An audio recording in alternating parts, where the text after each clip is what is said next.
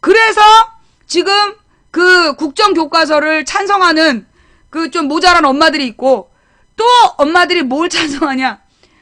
한자 병기를 찬성하는 거야. 이것도 강남 엄마들? 강남 엄마들이 한자 병기를 찬성하는 거야. 이유가 뭐냐면, 애들이 사회 공부를 못하는 거야. 사회 공부를 못하는 이유가 뭐냐면, 그 한자를 몰라서 우리나라의 그 어려운 책을 애들이 못 읽는 거야.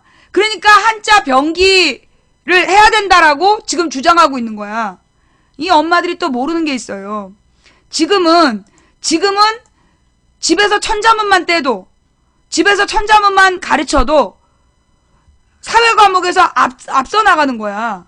그런데 한자가 병기가 되면 모든 한자를 공부하고 더 해야 되는 거야. 지금보다 한문 공부를 더 해야 된다고. 한문을 위해서 학원이 또 생길 것이고, 그 학원비가 또 더 들겠지. 우리는 돈 많으니까 돈으로 해결할 거야. 그래서 애가 자살하는 거야. 지금 공부하는 것도 애들이 미쳐 돌아가는데, 지금 공부하는 것도 애들이 미쳐 돌아가는데, 거기다 한자까지 외우라 그래봐. 우리나라 글자는 28자로 모든 걸 다 표현할 수 있어. 한자는 다 공부하려면 10만 자가 넘어. 그래서 중국 사람도 한자를 다 아는 사람이 없어. 그런데 한자 병기? 도리어 엄마들이 주장해야 되는 게 뭐냐 하면, 한자식 표현을 우리말로 표현하는 걸 요구를 해야지. 그래야 애들이 행복해지지. 애들이 사고력이 나아지지.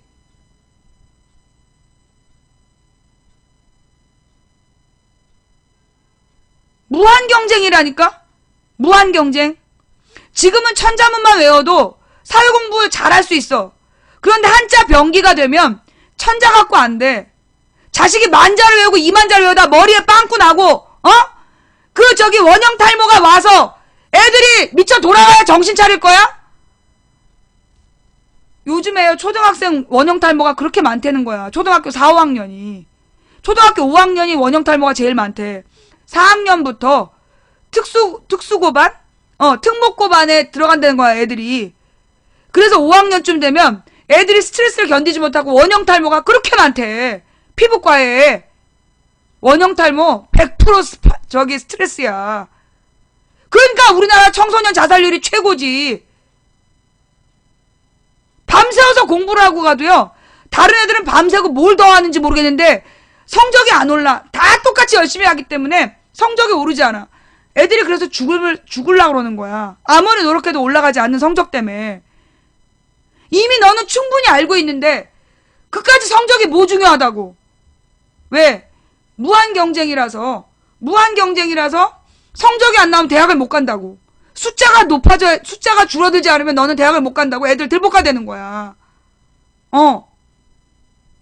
지방대학을 나와서 저는 무능해요. 야, 너네 지금 공부하는 거 보니까 내가 지금 태어났으면 나는 경희대는 커녕이고 지방 전문대도 못 갔겠더라. 지방 전문대도 못 갔을 거야. 애들이 공부하는 게 너무 어려워. 니네가 지방대를 간 게 너네가 무능해서가 아니야. 이 나라가 미쳐서 그래. 절대 너네 지방대학 나왔다고 스스로 괴로워하지 마. 우리나라 공대 등록금 세계에서 손가락 안에 꼽히는 등록금이잖아. 우리나라 이과대 등록금. 그 비싼 등록금 내고 대학을 다 졸업하는데 노벨 과학상은 한 명도 못 탔어요. 왜? 우리나라의 대학의 수준이 국제사회의 기준에 안 맞기 때문이야. 스스로 논문 쓸 수 있는 교수가 몇 명 안 돼. 제자 논문, 석사 논문, 박사 논문 훔쳐가지고 지 이름으로 그 박사학위 따려면 교수 논문 2-3개 써줘야 된다며, 씨발. 그러니 이 대학 수준이 떨어지는 거고, 그러니까 우리나라에서 노벨상 못하는 거야. 왜? 이 대학 교수도 이 사립대학들이 돈 버는 용도로 쓰는 거 아니야. 정말 심각해요. 근본이 잘못됐어. 바로 잡아야지. 개나 소나 반드시 대학 가야 된대. 아니, 우리가 뭐하러 대학을 가냐고. 왜 반드시 대학을 가야 되냐고. 아니, 누가 그러는 거야. 내가 어렸을 때 대학을 가가지고 1년에 20kg가 빠졌어. 72kg로 입학을 했는데 2학년 초에 52kg였어. 1년 만에 20kg가 빠진 거야. 왜 빠졌냐? 그때는 건물이 몇 개 없어가지고요. 예. 자, 아니, 그래서 지금 애들을요, 무한 경쟁으로 내몰면서, 그러니까 내가 대학교 다닐 때 1년 만에 20kg가 빠진 이유가 뭐였냐면, 건물이 모자랐어. 강의실이 모자라니까, 내 수업이 아니면 밖에 나가 돌아다녀야 돼. 물론, 일부 몰지각한 학생들은 도서관에서 공부를 했지. 근데 도서관에, 그러니까, 휴강, 공강 시간에 도서관에서 공부한 애들은 10명이 안 됐어, 40명 중에. 일부 몰지각한 애들이 가서 공부했지. 나한테는 늘 노천극장에 자리 잡고 지나가는 애들 불러갖고 놀고, 아니면 땅 단과대 가서 놀고, 전국 전교를 돌아다니다 보니까 1년에 20kg가 빠지는 거야. 그래가지고 내가 3학년이 됐을 때 44kg까지 빠진 거야. 간염이 걸렸어. 근데 내가 진짜 3학년 말인가 4학년 초에 1학년 초반에 군대 갔던 선배가 복학을 한 거야. 근데 그 선배한테 내가 아무리 인사를 해도 이 선배가 나 입학했을 때 되게 귀여워해줬는데 밥도 몇 번 사줬던 선배야. 근데 이제 복학을 한 다음에 인사를 해도 인사를 안 받는 거였어. 아, 저 선배가 옛날에 운동하다가 포기해서 인사를 안 받아주나 보다. 그러면서 내가 되게 섭섭한 마음으로 학교를 다니고 있었어. 한 달인가 지난 뒤에 그 선배가 어느 날 강의실에서 내 뒤통수를 치는 거야. 야, 네가 경선이라면서. 네. 그랬더니 너 어쩌다 이걸 이렇게 됐냐? 왜 이렇게 피골이 상접해졌어? 72kg대의 날 보고 군대를 갔다가 3년 만에 돌아왔는데 내가 44kg로 빠져있으니까 못 알아본 거야. 네가 경선이라며. 그래서 그동안에 인사를 안 받았던 거였어? 내 때는 그랬다 이거죠. 그게 가능했던 거야. 왜? 건물은 적고 애들은 많고 그러니까 애들이 계속 돌아다녀야 되니까 살도 빠지고 그리고 막 선배들이랑 막 토론하고 그랬어. 대학이 그런 곳이었어. 근데 요즘은 애들 사이에 그런 말이 있는 거야. 대학 가면 살 빠지고 이뻐진다고 누가 그랬냐고. 애들이 SNS에서 공감 많이 받는 얘기에 뭐가 나오냐면 대학 가면 살 빠지고 이뻐진다고 누가 그랬냐. 애들이 SNS에서 그렇게 돌고 있대. 왜? 요즘은 대학교에 가도 수업만 듣고 그 다음에 뭐해? 부랴부랴 아르바이트 가서 서 있고 그 다음에 아니면 빈 시간에는 드립다 앉아갖고 숙제하고 그러니까 애들이 움직임이 없는 거야. 옛날에는 대학교에 가서 막 집중해갖고 토론하고 머리를 쓰고 그리고 움직임이 되게 많아서 대모한다고 뛰어다니면서 그 체류탄 한 번 터지면 경희대학교 정문에서 건축학개론에 나온 우리 인문대 건물까지 단숨에 뛰어올라왔다니까? 그 1년에 몇 번 해봐. 살 쫙 빠지지. 그런데 지금은 그런 게 없는 거야. 그래서 대학을 가도 애들이 살이 안 빠지는 거야. 그리고 계속된 스트레스 때문에 여드름도 사라지지 않고, 애들이 그냥 그 햇볕을 못 보니까 몸도 계속 부풀어 있고, 그렇게 된 거예요. 그래서 나는 지금 우리 애들이 대학을 굳이 갈 필요가 없다. 어저께는 우리 딸이 무슨 대본을 쓰는 숙제를 하고 있는 거야. 그러면서 이제 지금 이제 아빠가 없으니까 우리 둘이 지내고 있거든. 그러니까 이제 침대 머리맡에서 막 노트북으로 이렇게 치고 있는데 그 소리가 너무 좋은 거야. 근데 내가 있지 엄마랑 아빠는 농사 짓고 우리 딸은 글 쓰고 그렇게 살자. 그때 우리 딸이 뭐냐? 내가 50살 되면 자기 50살 되면 그러고 살지. 그 전에 꿈도 꾸지 말라고. 말 안 들어. 내가 너 대학 가려고 노력하지 마라. 이 대학 때문에 네 인생 그렇게 허비하지 마라. 오늘 무슨 이제 남자고등학교에 축제 있다고 놀러 간대. 가도 되느냐? 가라. 가서 남자친구 사귀어도 된다. 그리고 네가 지금 너가 공부 때문에 공부만 인생의 전부라고 생각하지 말고 다양한 경험을 해라. 뭐 애만 낳지 마라. 술 담배 애만 낳지 말고 뭐 남자친구를 사귀는 것도 좋고 그리고 스스로 생활관리를 잘해라. 그리고 굳이 대학 갈 필요 없이 엄마랑 가서 농사 짓자. 그러면 애가 눈에 불을 쓰고 공부를 해. 열흘 동안 잠을 안 자더라고 애가. 내가 이제 보니까 자식들한테요. 나중에 엄마 아빠랑 가서 농사 짓자 그래봐. 그럼 애들이 그냥 시키지 않아도 공부를 해. 그만 잘하고 그래도 애가 막 눈에 불을 쓰고 공부를 하더라고. 근데 난 솔직히 얘기해가지고 나는 정말 농업이 굉장히 필요하다고 생각해요. 여러분 그거 알죠? 유럽에서는 농민들한테 생활비를 준다니까? 매달 생활비를 줘요. 농업을 포기하지 않도록. 왜 농업을 포기하지 않도록 유럽에서 농민을 관리하겠어? 농업이 국가의 뭐이기 때문이야? 농업이 국가의 기본이기 때문이에요. 농업이 없으면 국민의 생존권이 위협받는 거야. 옆 나라에서 곡식을 팔다가 지금 미국산 쌀이 들어와. 미국산 쌀이 들어와갖고 우리나라 쌀농사 쌀값이 폭락했어. 그래서 우리나라 국민들이 전부 다 쌀농사를 짓지 않게 됐어. 어느 날 미국에서 10배로 올리면 그때 가서 어떡할 건데? 이미 농경지 다 갈아엎고 길 깔아놨는데 아스팔트에다 농사 지을 거야? 그런 걸 보고 전문 용어로 식량주권이란 말이 있어요. 그리고 식량무기라는 말이 있고. 그래서 유럽의 국가들이 그 농민들을 보호하고 농민들을 지키는 거야. 농업을 지켜주는 거예요. 농업을 지키는 거는 그게 뭐 돈 많아서가 아니야. 국가의 안보라고 보는 거예요. 국가 안보의 시작이 농업이라고 보는 거야. 그래서 우리가 농업을 중시해야 돼. 그러면서 지금 사실 우리나라의 농업이 젊은 사람들이 거의 사라지고 있잖아요. 젊은 사람들이 농업을 안 하고 지금 우리나라 농업은 대부분 노인분들이 남아서 짓고 있는 시기의 농업이야. 근데 이러면 이 노인 세대가 불과 한 10년, 15년 후엔 다 사라진다는 거야. 그러니까 내가 볼 때 쟤네들이 농업에 대해 아무 생각 없는 게 뭐냐면 지금 농사 짓고 있는 노인들 15년 안에 다 죽는다. 그걸 생각하는 거야.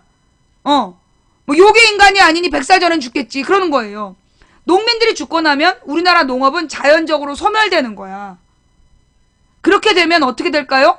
그렇게 되면 우리나라 식량 안보는 뚫리는 거야. 식량 안보가 뚫리는 거야. 그래서 나는 우리가 정말로 농업을 집중 육성해야 된다고 봐. 근데 이제 그때 노무현 대통령 때 어떤 얘기가 있었냐면 우리나라의 농업은 영세 농업이다. 그러니까는 집약적 농업, 노동력을 많이 투입하고 그리고 영세 농업이고 그러니까 그 가난한 집집마다 이게 많이 쪼개져 있는 농업 형태인데 이거는 경쟁력이 없다. 그게 노무현 대통령의 초기 생각이었어. 나중엔 어땠는지 모르겠지만 그때 이제 FTA를 추진할 때도 노무현 대통령의 경제팀의 사고방식은 우리나라 농업은 경쟁력이 없다였어. 그래서 경쟁력이 있는 뭐 자동차 산업이나 이쪽으로 집중하고 경쟁력 있는 자동차 산업에 집중하고 농업은 전문화시켜야 된다. 그게 이명박도 똑같이 얘기했어. 이명박도 똑같이 얘기하면서 농업을 전문화시켜야 된다. 그래서 구제역 사태를 나는 막지 않았다고 봐. 구제역 사태에 초기 대응을 안 해갖고 전국으로 퍼졌고 전국의 축산농가를 싹 망하게 하잖아요. 소규모 축산업을 싹 망하게 했어. 그리고 난 다음에 규모 있는 대형 축산업만 살려둔 거야. 그게 뭐냐? 축산업 전문화라는 거야. 경쟁력을 갖는 축산업 전문화를 시키겠다고 구제역 파동으로 우리나라 축산업계를 싹 말아먹었어. FTA 이후에 어떤 농민들에 대한 지원책도 없어. 농업 포기시키는 거죠. 심지어 친환경 농법으로 10년 동안 노력했던 4대강 유역의 친환경 농장을 어떻게 했어요? 갈아엎어버렸잖아. 이명박이 4대강 사업한다고. 젊은 사람들이 농업에 투입되지 못하게, 농업으로 뛰어들지 못하게 원천 차단하는 거야. 그래야 대기업이 식량 유통으로 돈을 버니까. 우리가 배가 있어 뭐가 있어. 우리가 미국 가서 쌀 살 수 없잖아.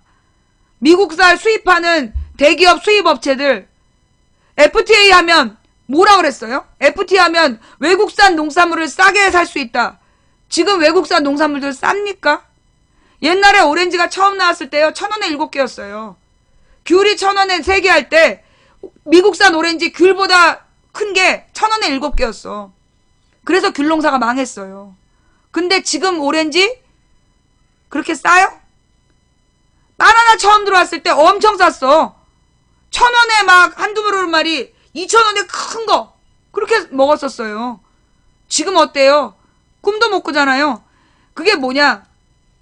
FTA 하기 전에는 외국산 농산물이 싼 것처럼 보였어. 그런데 지금은 어떻게 됐어? 농산물이 너무 비싸. 외국산 농산물이 왜 비싸냐? 미친 새끼들이 이명박 박근혜 정부에서 특정 업체에게 한 품목을 다 독점시킨 거야.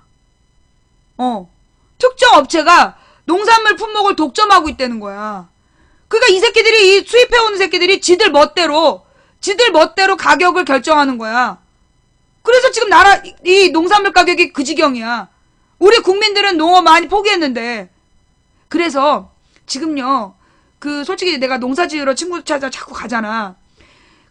젊은 사람들 중에 소위 직장 못 구하고, 그러니까 뭐, 해고당하고 잘 안 된 사람들, 농촌으로 많이 돌아오고 있다는 거야. 그래서 농업을 기계화하고, 내가 지난번에 농사 짓는 거 보여줬잖아요. 탈곡하는 거. 그래서 젊은 사람들이 혼자 내려가서는 안 되니까 아예 팀을 짜서 귀농을 많이 하고 있다는 거야. 근데 이 귀농을 나는 조직적으로 해야 된다고 봐. 이거는 애국적인 차원에서요. 정말 준비된 귀농을 해야 돼. 우리가 이제 귀농 그런 막 농업 노동력이 힘들다 이 얘기만 막 하고 있잖아. 근데 우리가 농업에 대해서 보다 더 미래지향적인 사고방식을 가지고 농업을 살려야 돼요. 예, 농업을 살리는 근본적인 준비를 해야 돼. 박근혜 정부, 이명박 정부 절대 안 해줘. 심지어 김대중 노무현 정부에서도 농민 정책이 없었어. 왜냐하면 그때까지만 하더라도요. 노무현 정부 2005년까지 당연히 농업은 없애야 되는 산업인 줄 알고 있었다니까. 농업이나 제조업은 후진산업, 서비스업, 금융업이 선진산업. 그렇게 가르쳤어. 그렇게 생각했어. 정부 정책 책임자들이 그렇게 생각했다니까요. 농업이나 제조업은 후진국 산업이고 금융업이나 서비스업이 선진국 산업이다. 들어봤지? 무슨 대학 강연에서도 그렇게 했어. 그런 얘기 많이 들어봤죠? 그죠? 그래서 사람들이 금융업이나 서비스업으로 그래서 주식을 많이 하는 거, 그게 선진국형이라고 생각한 거야. 근데 알고 보니까 유럽은, 미국은 어떻게 하고 있었어? 우리가 다 같이 자식 밥이나 줘라.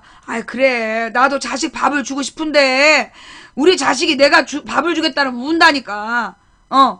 너 내가 한 밥 한번 와서 먹어볼래? 내게 작은 꿈이 생겼어. 어느 날 너를 우리 주방에다가 딱 묶어놓는 거야. 사지를 딱 묶어놓고 입에다가 강제로 아가를 딱 벌려놓은 다음에 내가 밥하는 과정을 쫙 보여주는 거지. 그리고 내가 한 밥을 한 대통을 해가지고 네 입속에 다 집어넣는 그런 작은 소망이 있어. 어디다 대고 밥을 해주래. 너 새끼는 우리 딸 지금 살인미수야 임마. 내가 한 밥 나도 안 먹어.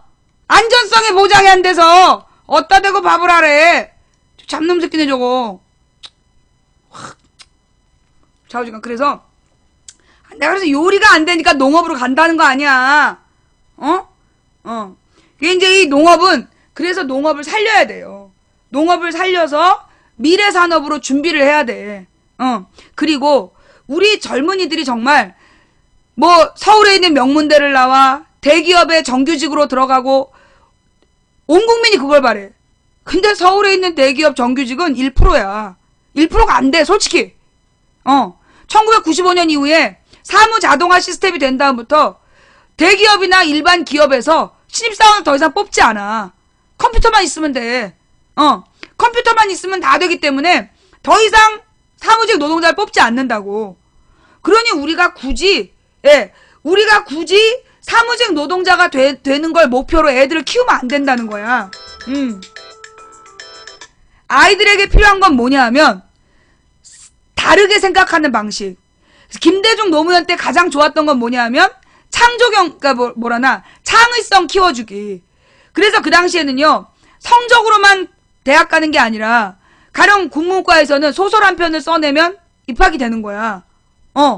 그런 식의 창의성 중심 교육을 했었어.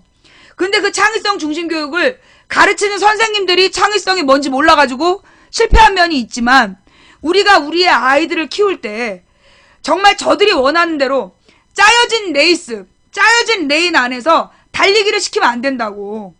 이거는요, 여러분, 우리 그 중국에서 사열식 하는 거 봤지? 박근혜 앞에서 군인들 쫙 지나갈 때 줄 지어서 가잖아. 줄 지어서 척척척척 걸어가잖아. 우리 애들한테 대학 가서 회사 취직해라 그 얘기는 사열식에 참석시키는 거야. 앞서 나갈 수 있어? 못 나가. 멈추면 어떻게 돼? 작살나. 의미 없는 짓을 계속 단체로 시키는 거야, 지금. 그래서 아이들에게 많은 경험을 시켜줘야 되고, 애들에게 그러니까 먹고 사는 방법에 대해서 지금부터 생각해라. 우리가 고등학생 친구들한테 여러분의 자녀가 정말 상위 10%가 아니라면, 성적이 상위 10%가 아니라면, 저는 우리 애들한테요, 대학을 강요하면 안 된다고 생각해요. 도리어, 어떻게 해야 돼? 너 어떻게 먹고 살지를 생각해라. 그래서 자식들이랑 방학 때, 학원 쓸데없이 보내지 마. 솔직히, 10% 좀 심하고, 상위 20% 미치라면, 학원 보내지 말라고, 가을에, 방학 때. 차라리 그 돈으로 애들 데리고 전국 여행을 하세요. 전국에 주말마다 가서, 뭐, 공장을 가든, 농촌을 가든, 어촌을 가든, 아니면, 장인들, 물건을 만들어서 파는 그런 장인들을 경험시켜주든, 직업의 세계를 아이들에게 보게 해주는 거. 나는 그런 게 더 살아있는 교육이라고 생각해. 우리 시청자 중에 한 분은 아이가 공부를 싫어했대. 그리고 음식 만드는 걸 너무 좋아하는 거야. 그래서 지금 고등학생인데 파티셰 수업을 듣고 있는 거야. 그 날마다 그 아이가 가져온 빵과 이 과자나 이런 것들을 막 자랑하면서 사진 찍어갖고 보내줘. 그걸 볼 때마다 내가 얼마나 괴로운지는 모르고. 먹고 싶단 말이야!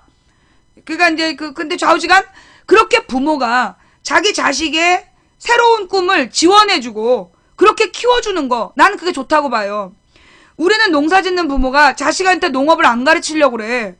나는 그게 잘못됐다고 봐. 농사 짓는 환경을 좋게 만들어서 내 자식도 농사를 지으면서 자연 속에서 친환경적으로 건강하게 살 수 있는 사회를 만들어줘야 된다는 거지. 그래서 내가 자식한테 농사 지으러 가자는 거야. 지금 있는 그대로의 사회 속에서 그냥 먹고 살자가 아니라 농촌의 환경을 바꾸고, 그래서 우리의 아이들이 정말 좋은 환경 속에서, 아니 여러분 생각해봐요. 비싼 돈 주고 자연으로 휴양하러 가잖아. 1년 내내 그 스트레스 속에서 살다가 휴가를 특별히 내가지고 자연 속으로 가서 쉬다 오는 거 아니야. 근데 1년 내내 농사 지으면서 사시사철 변화를 보고 자기가 농사 지은 깨끗한 농산물로 건강관리하고 그렇게 사는 게 왜 나빠? 먹고 못 사니까 그러죠. 먹고 살게 해야지. 농민들을 먹고 살게 하라고 정치 권력을 닥달을 해야지. 아니, 농촌 지역의 국회의원들 뭐 하는 거야? 우리나라에서 도시가 아닌 나머지 경기도, 충청도, 전라도, 강원도, 경상남북도 농촌 지역 국회의원들 뭐 했어? 우리 농민들의 삶이 이렇게 망가진데 뭐 하고 있어?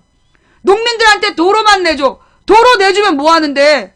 그 도로가 농민들한테 무슨 도움이 돼? 건물을 지었대. 건물이 농민한테 무슨 도움이 돼? FTA를 막아내고 농업진흥정책을 펴주고 농업을 사수할 수 있는 법안을 만들어야지. 이 새끼들이 맨 농촌에 돌아다니면서 이빨만 까고 선거 때나 와가지고 얼쩡거리고 평상시에는 어디서 뭐 하는지 그냥 얼굴도 안 보이고.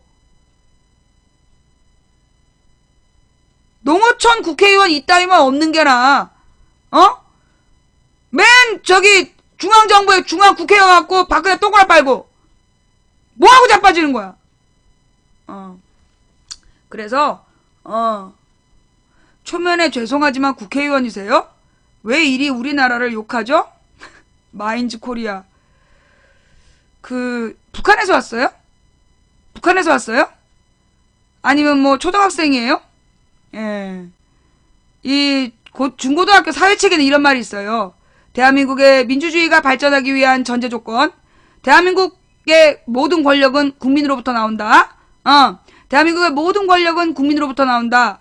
민주정치가 발전하기 위해서 대한민국 국민은 정치 권력과 경제 권력을 감시하고 비판할 권리가 있다. 가서 중고등학교 사회교과서 다시 읽고 오세요. 예. 아우, 정말 들어올 때 진짜 사회시험을 볼 수도 없고. 헌법에 보장된 권리야. 국민이 정치를 비판할 수 있는 건. 나 진짜. 왜 국회의원 선거권, 대통령 선거권을 주겠어? 국민이 채용하는 거야, 대통령, 국회의원을. 그래. 뭐, 어렵죠. 사실 이게 저 사람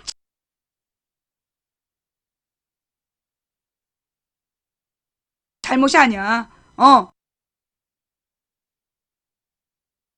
저 사람 잘못이 아니라, 잠깐만요.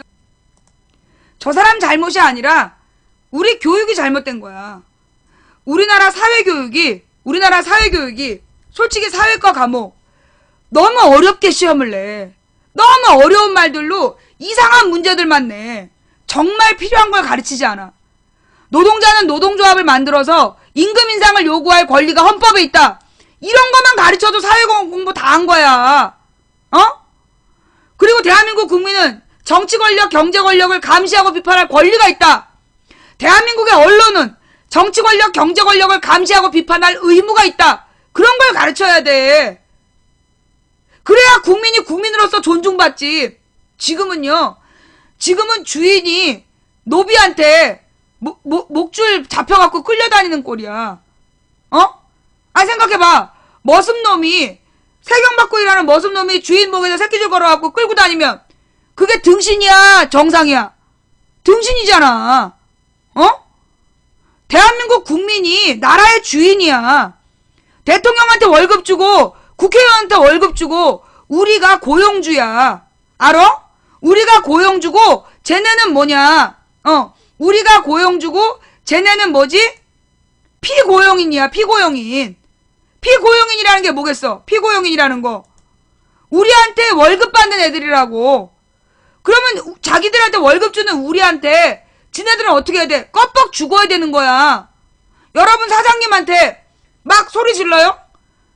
사장 나와! 막 이러고 사장한테 막 멱살 잡고 그걸 막 큰 소리 치고 참! 이렇게 합니까? 사장한테 그러면 어떻게 돼요? 쫓겨나잖아요. 지금 국감장에서 감히 국민들이 보고 있는데 참! 그러고 소리 지르고 지랄이야. 만약에 사장 앞에서 사장이 야 너 일 똑바로 안 해. 참! 그래 봐 어떻게 되나? 그날 잘리지. 그런 것처럼 국회의원과 대통령은 국민의 종복이야. 국민의 종이라고. 국민의 뜻에 따라서 국민이 시키는 일을 해야 되는 거야. 근데 우리 국민 중에 절반이 그걸 몰라요. 솔직히 절반 이상이. 이걸 아는 사람이 내가 볼 때 국민 중에서 40%? 국회의원이나 대통령은 국민이 고용한 피고용인 직원이라고. 국민의 직원이고 우리가 고용주야. 우리가 월급 주고 일 시키는 사람이라고.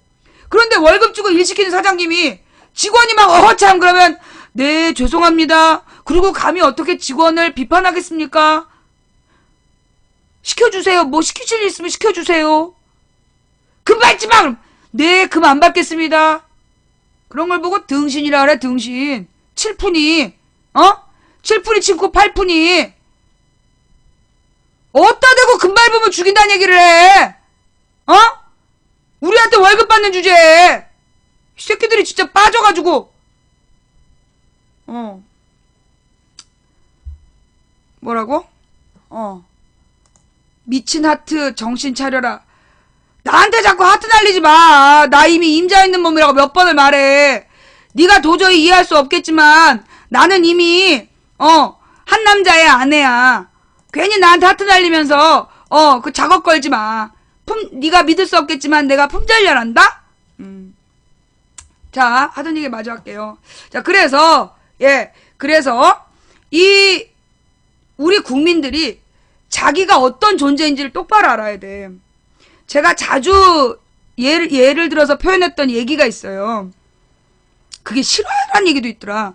무슨 얘기냐? 옛날에 유럽에서 이제 미국으로 많은 사람이 이제 그 이민을 간 거야.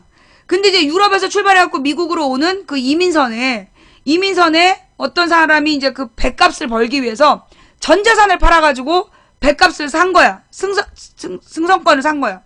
한 달 동안 배를 타고 가는데 이 사람이 이제 그 배값을 배표를 사고 나니까 돈이 없었어. 그래서 마른 빵 7덩인가를 사가지고 한 달을 버티리라. 그러면서 이제 이 사람이 배를 탄 거야. 그런데 이제 매일 밤 그 배 안에서는 최고의 만찬이 열리는 거야. 너무 화려한 식사가 뷔페로 열려. 근데 이 사람은 늘 그 창문 안으로만 쓱 보고 자기의 마른 빵을 잘라서 먹으면서 보름을 버텨. 근데 보름이 되니까 빵이 떨어지니까 일주일을 굶다가, 그러니까 이제 3주를 굶은 거야, 이 사람이. 3주가 지났는데 많은 뷔페 음식이 남는 거야. 그래갖고 이제 그 지나가는 승무원을 붙들고 물어본 거예요. 저기 저 상에 남아있는 음식을 좀 나눠주면 안 되겠냐고. 그러니까 그 승무원이 그러는 거야. 아니 왜 손님은 매일 식사를 하러 오시지 않습니까? 그러니까 나는 배표를 사느라고 모든 전 재산을 털어서 저 밥을 먹을 돈이 없다고. 그러자 선원이 뭐라 그랬어요? 당신의 배값에는 밥값이 포함되어 있다고. 응? 당신의 배값에는 밥값이 포함되어 있었다고. 날마다 그 식사를 삼시세끼 할 수 있었던 거야. 그런데 이 사람은 그 배표의 가치, 자기가 가진 권리가 뭔지 몰라서 3주일을 굶었단 얘기야. 얼마나 어리석어. 불쌍하고 어리석죠? 우리 국민이 그래. 지금 우리 국민이 자기가 가진 권리가 어떤지를 몰라서 저 죄송한데 초면에 죄송한데요. 국회의원이신가요? 어떻게 이렇게 우리나라를 욕하시나요? 내가 언제 우리나라를 욕했어? 내가 언제 우리나라를 욕했어? 정부를 욕했지. 정부는 우리 국민 세금으로 월급 받는 우리의 피고용인이야. 고용인이 고용주의 말을 안 들으면 당연히 야단쳐야지. 당연히 비판해야지. 그래도 안 고치면 잘라야지. 그걸 국회의원이신가요? 누가 그래 국회의원만 정부를 욕하라고. 당신이 그러니까 당신 자식이 존나리 비싼 등록금 내고 전 세계에서 제일 비싼 등록금 내고 취업을 못하는 거야. 그런 생각으로 자식을 키우니까 자식이 자기의 권리도 못 찾아먹고 이게 다 내가 부족해서 그런가 보다 그러는 거야. 정신들 똑바로 차리고 살아야 돼요.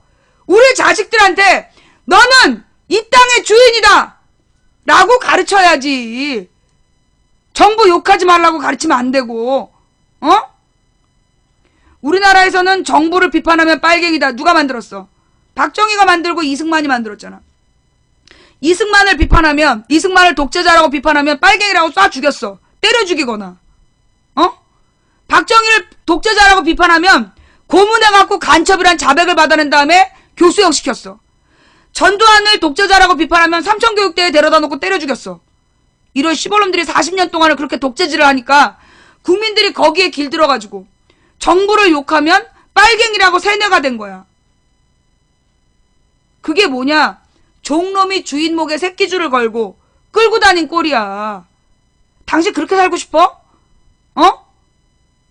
똑바로 정신 차리고 당신의 권리를 찾아야 돼. 3주 동안 굶은 그 승객처럼 당신의 권리가 뭔지도 모르고 대통령님, 국회의원님 똥꼬 빨고 다니지 말고 정부가 존재하는 이유가 뭔지는 알아? 대한민국 정부가 존재하는 이유 국민의 생명과 재산을 보호하기 위해서야. 국민의 생명과 재산을 보호한다는 말이 뭔지 알아? 국민의 생명과 안전, 재산을 보호하는 게 정부의 주요 임무인데 그 말은 재산, 국민에게 일자리를 제공해야 되는 거야. 정책적으로 재벌한테 돈 내놓으라 그래서 그 돈으로 공공의 일자리를 늘려야 되는 거야. 국민의 생명을 보존하기 위해서 전쟁 위협을 없애야 되는 거야. 그걸 전문용어로 전쟁 억지 능력이라 그래.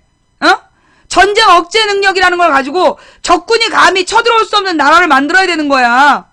그런데 1년에 한두 번은 전쟁 날까요 그 지랄하고 얹어있어. 세월호, 메르스 그 희생자들 정부를 대상으로 손해배상 청구해야 돼. 만약에 미국에서 이런 일이 발생하면 그 미국에서 몇백억 물어줘야 돼 국민들한테. 1인당 백몇십억씩 물어줘야 된다고. 미국에서 만약에 정부가 잘못해서 전혀 구조하지 않아가지고 300 몇 명이 죽었다. 어떻게 될 것 같아? 영국에서 독일에서 해경이 구조 안 하고 선장하고 승무원만 데리고 도망갔다. 어떻게 될 것 같아? 나라 뒤집어져. 메르스 정부에서 판단 착오해갖고 전염병 퍼졌다. 언론에 다 알려졌다. 어떻게 될 것 같아? 영국, 프랑스, 독일, 미국 다 날라가. 대통령 끌어내려서 감옥에 보내. 우리나라처럼 쥐가 그래놓고 뻔뻔스럽게 남 탓하는, 그걸 좋다고 박수 쳐주는, 그러니까 전 세계에서 우리나라를 뭘로 보라? 호갱으로 아는 거 아니야. 애플이 우리를 얼마나 호갱으로 알면 씨발 제일 후진국들이랑 같이 팔어. 새 휴대폰을. 국제 호갱이 됐다니까 우리가.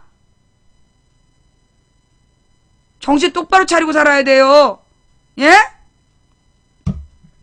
아니 재미가 없는데 왜 보고 지랄이세요. 노잼인데 왜 추천하고 지랄이세요. 예. 재미가 없으면 나가. 이 방송이 아무나 보는 방송은 아니야. 꿀잼 이모티콘은 강퇴라고 그랬지. 이모티콘은 강퇴야. 예. 이 방송이 아무나 듣는 방송은 아니에요. 여러분들이 이제 이 방송을 자 혹시 지금 처음 오신 분 계세요? 오늘 망치부인 방송 처음 오신 분. 처음 오셨는데 망치부인 방송이 혹시 재밌다라는 분 계세요? 오늘 처음 오셨는데 재밌다라는 사람만 손. 망치부인 방송 처음 들어와 봤는데 재밌다라는 사람 손. 처음 들어왔는데 재밌어요? 자, 팬클럽은 뻥까지 말고. 원래 있었음시롱 처음 오죠. 처음 왔는데 재밌어요? 희한한 사람들이네. 원래 처음 오면 내 눈깔 막 이러면서 할머니가 방송하네.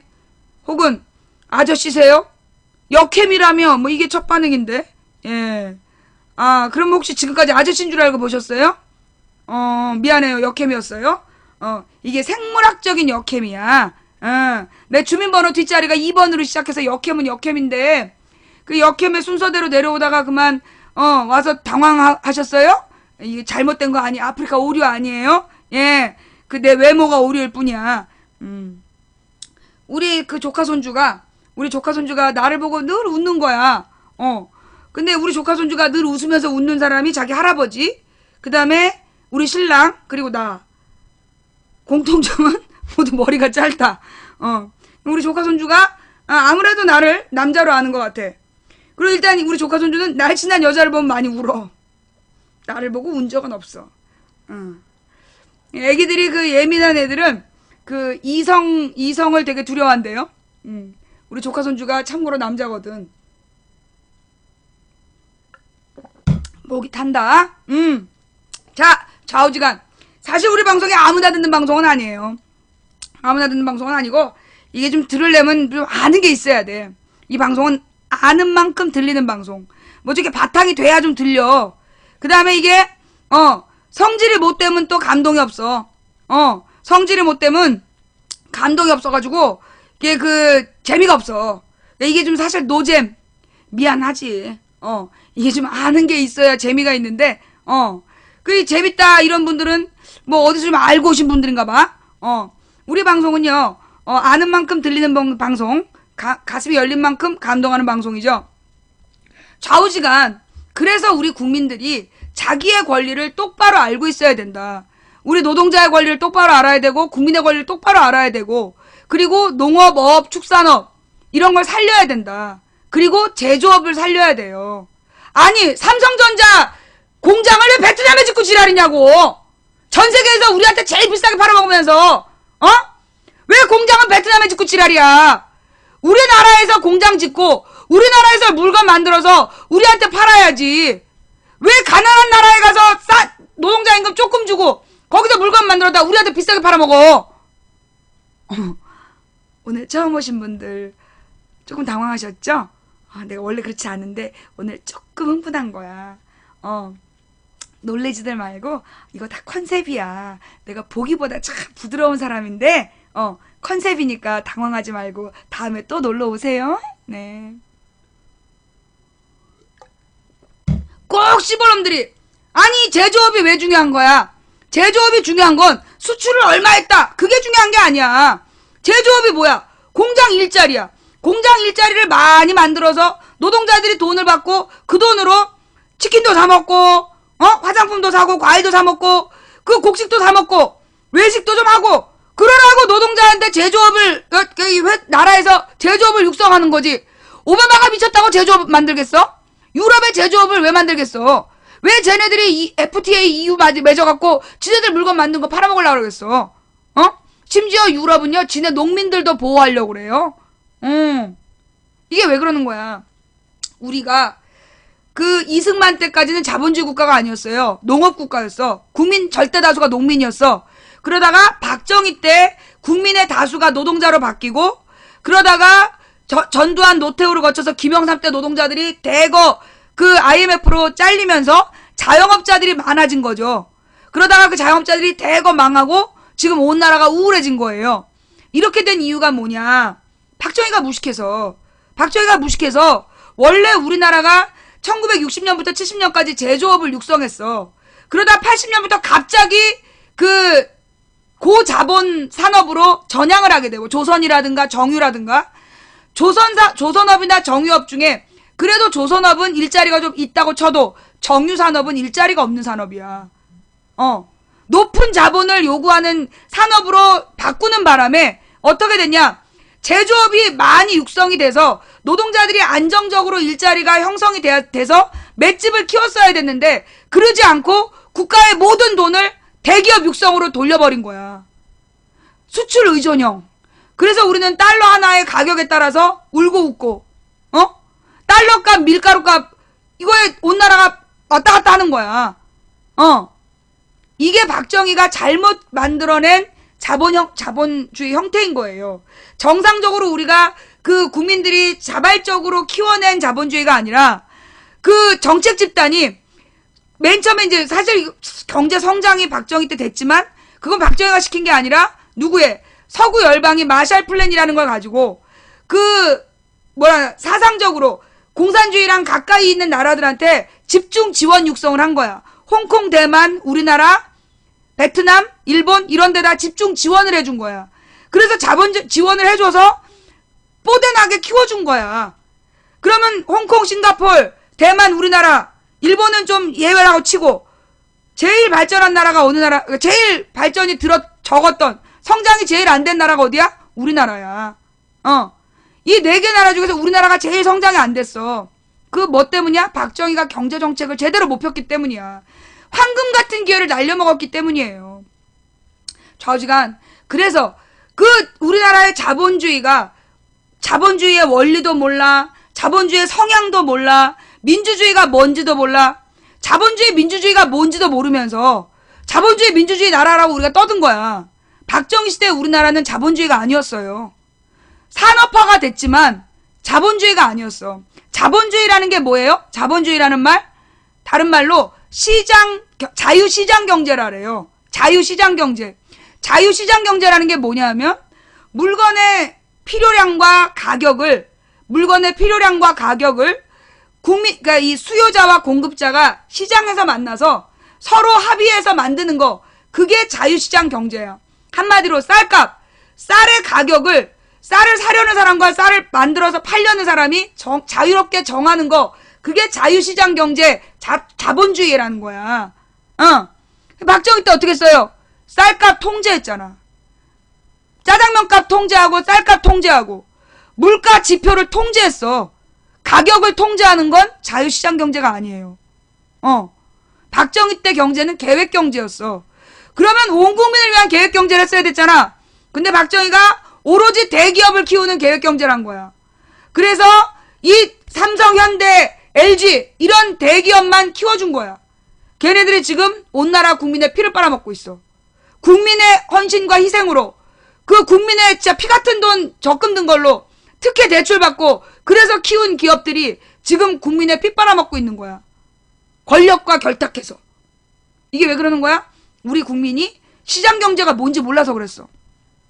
우리 국민이 민주주의 어렸을 때부터 교육받아. 반장 선거해. 민주주의 이퀄 선거인 줄 알아.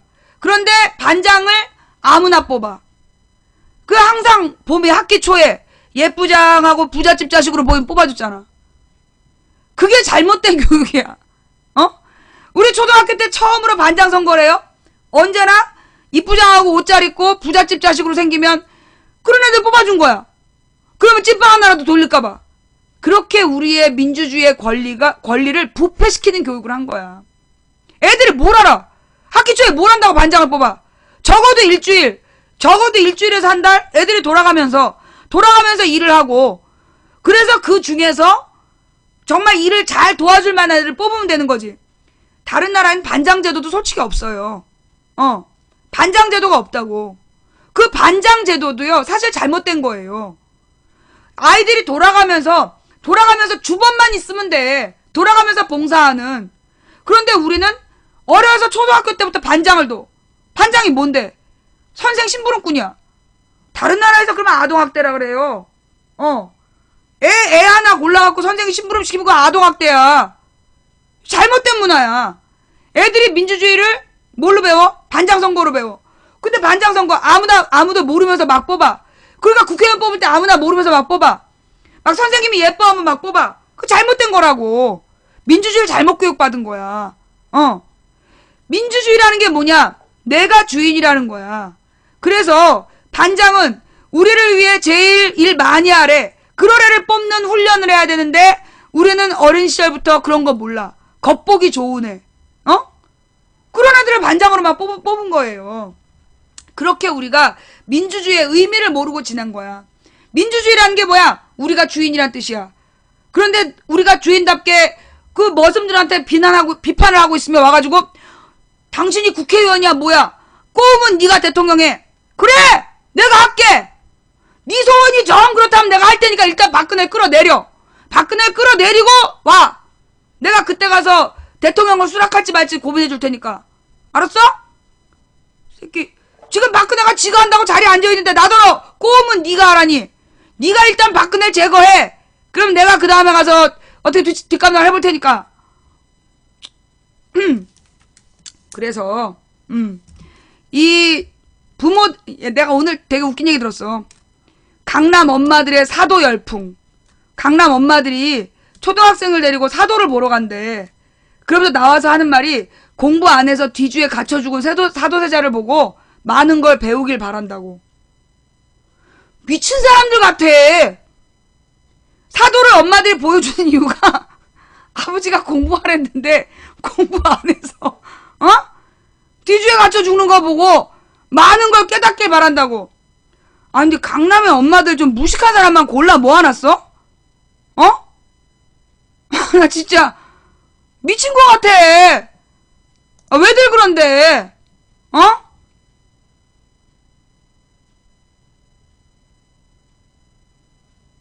있잖아요. 내가 그 얘기했잖아. 옛날에 어느 학생이 서울대 합격한 다음에 합격증을 지네 엄마 얼굴에 던지면서 시발려나 좋냐? 너 이것 때문에 나 그렇게 괴롭혔지. 그랬대잖아. 무슨 강남 3구라는 데가 있어요.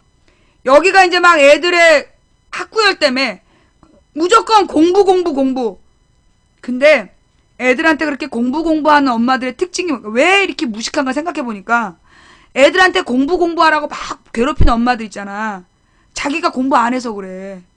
자기가 학교 다닐 때 공부를 안 해갖고 자기 인생이 망쳤다고 생각되는 거야.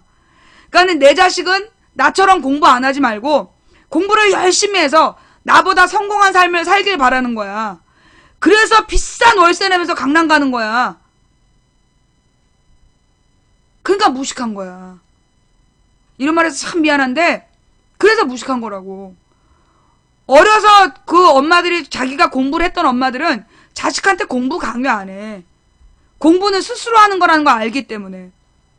근데 자식은요 부모 닮기 마련이에요. 엄마가 공부를 안 하면 자식도 안 하게 돼 있어. 무엇보다 엄마, 당신의 삶이 그렇게 실패한 삶이 아니야.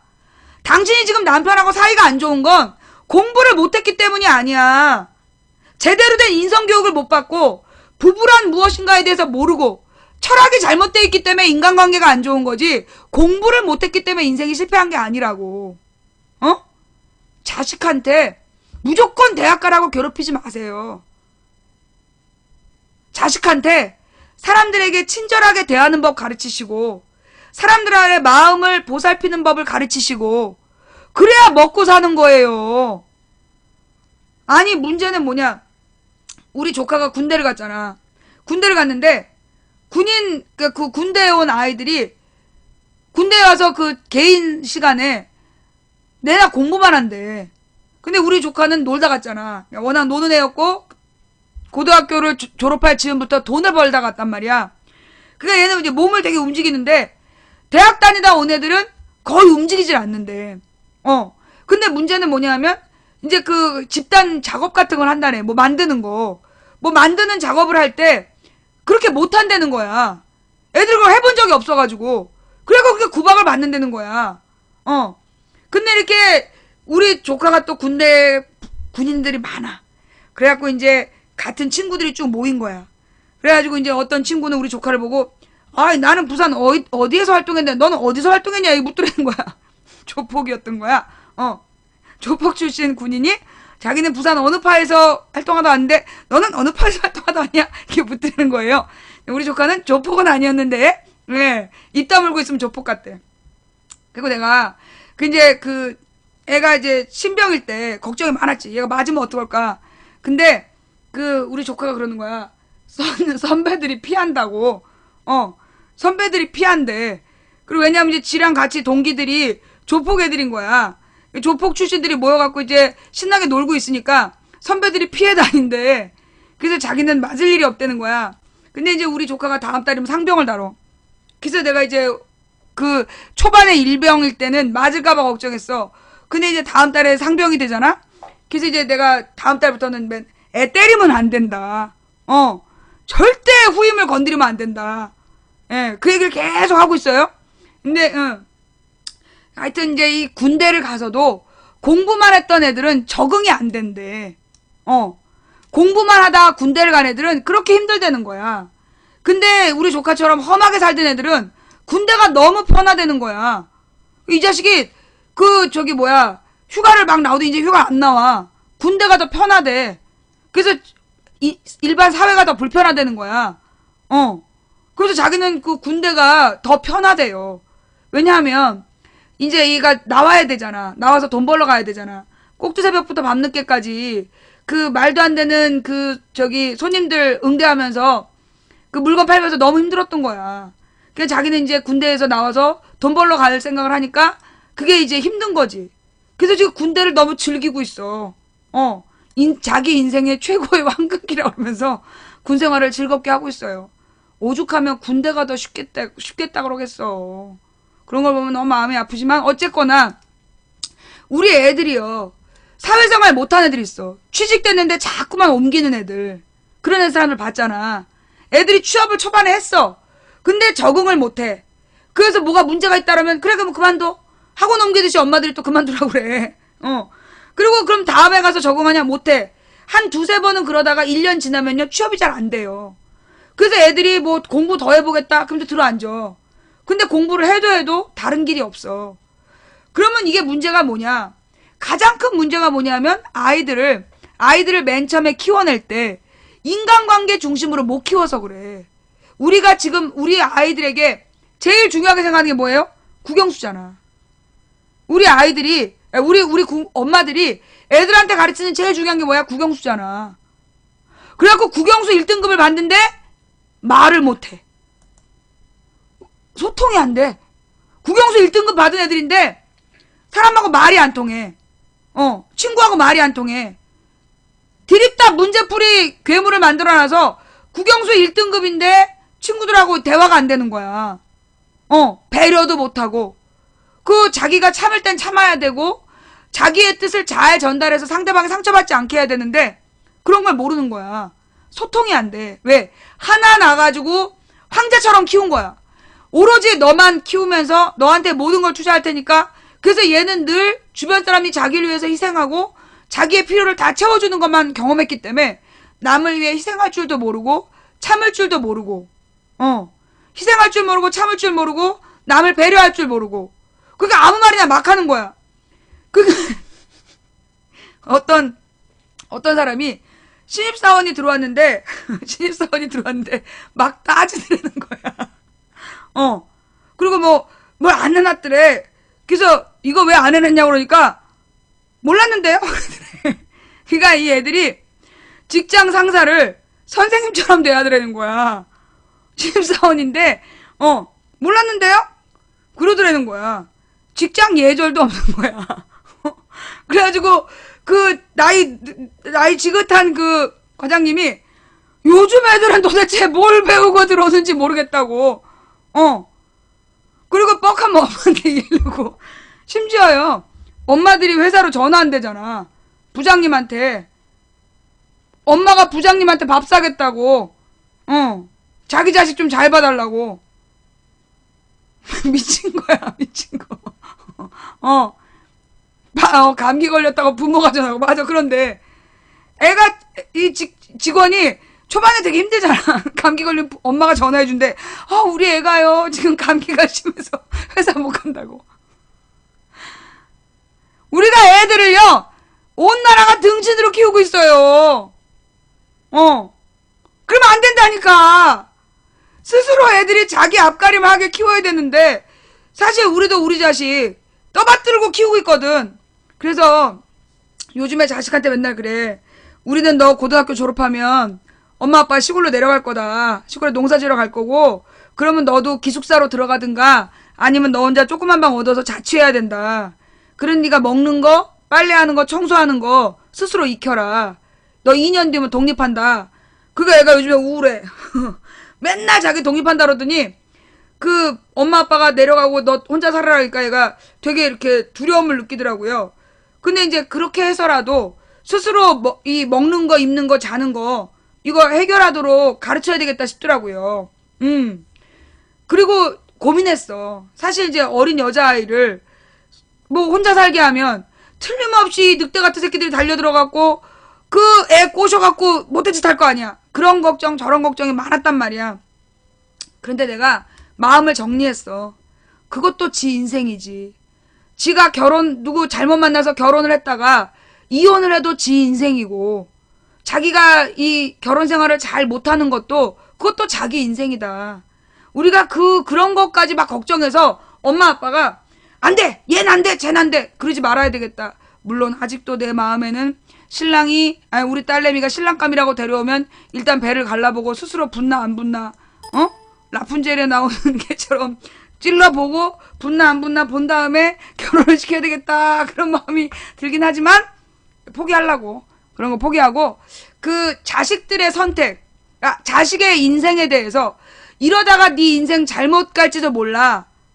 저는요, 우리가 그 말을 안 해야 된다고 봐요. 너 엄마 말 안 들으면 네 인생 망가져. 너 엄마가 시키는 대로 해. 그래야 인생 성공해. 그거 잘못된 거야. 걔가 뭘 좋아하는 줄 알고. 엄마가 그렇게 해서 공부시키고 대학시키고 취업시켜서 강제로 결혼시키면 행복할 것 같아요? 엄마의 조건에 맞는 며느리, 엄마의 조건에 맞는 사위 만나가지고 결혼하라 그러면 행복할 것 같냐고. 걔가 행복을 알겠어?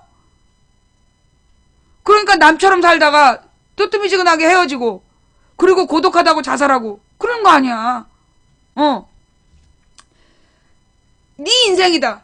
네가 책임져라. 그렇게 가르쳐야 돼.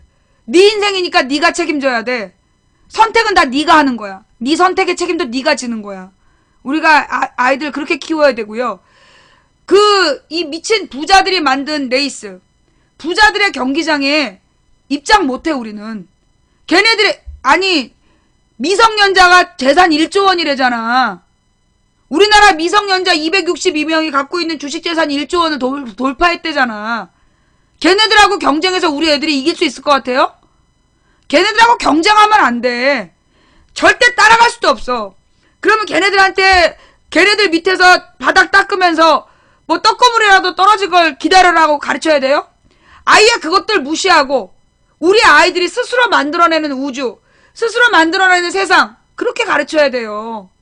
내가 볼 때 우리 부모들이 우리 자식들한테 사회학을 가르쳐야 돼. 우리 옛날에 고등학교, 대학교 때 선배들이 가르쳤던 사회과학 서적 부모들이 자식들한테 같이 읽고 대화하고 그래야 돼. 네 삶의 주체가 너다. 그래야 지금부터 30년이 바뀔 것 같아. 내가 볼 때는 지난 30년이 잘못됐어.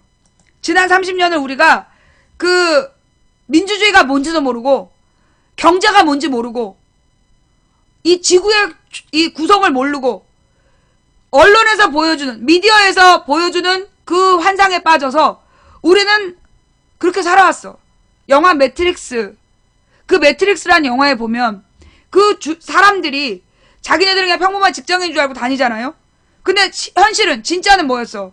자기가 보고 있는 모든 게 환상이었고 실제로는 이 기계인간들에게 전력을 핏빨아먹히는 그런 존재들이었잖아. 애벌레처럼 캡슐에 갇혀서 생체 에너지를 뺏기고 있었던 존재였던 걸 깨닫고 그 기계와 싸우는 그게 매트릭스란 영화잖아요.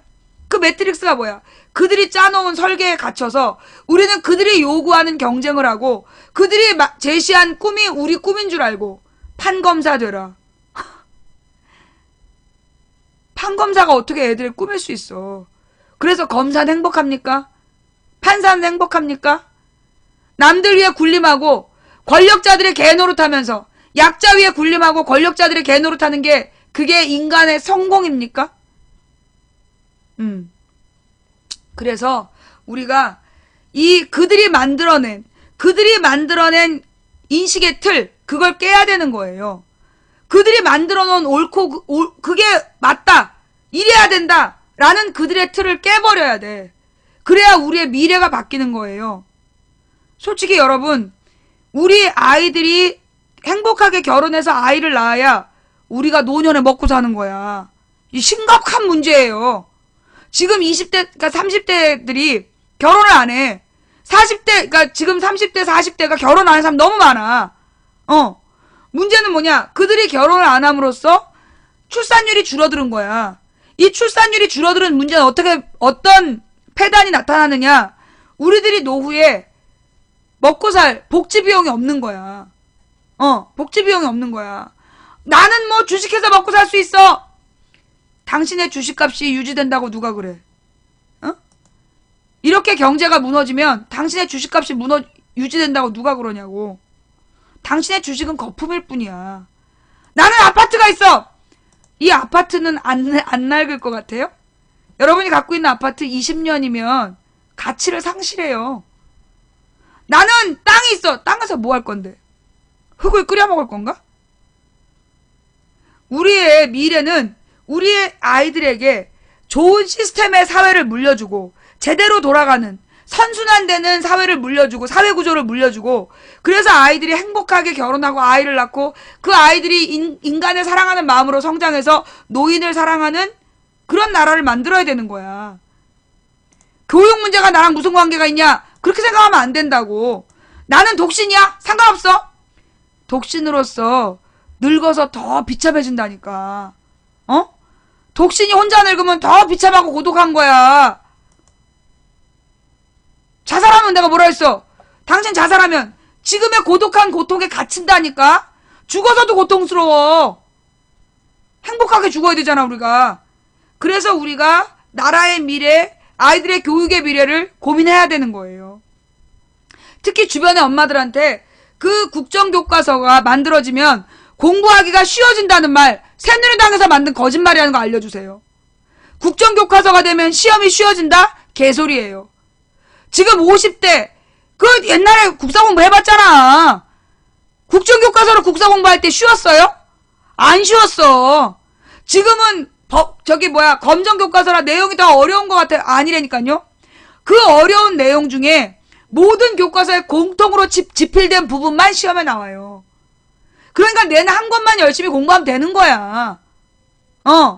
그래서 여러분들이 주변에 그 국정교과서의 문제점을 널리 알리셔야 되고, 그리고 한자 병기는요,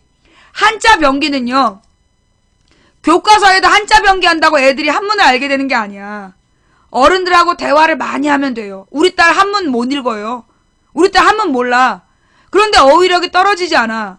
그건 어려서부터 엄마 무릎에서 책을 읽고 아빠가 재울 때 책 읽어주고 그리고 엄마 아빠랑 끊임없이 대화하면서 어른들의 언어를 이해하게 되면 그러면 자연스럽게 어려운 책을 읽어도 이해가 되는 거야. 디귿자 한자 외운다고 아이가 어휘력이 늘지 않아요.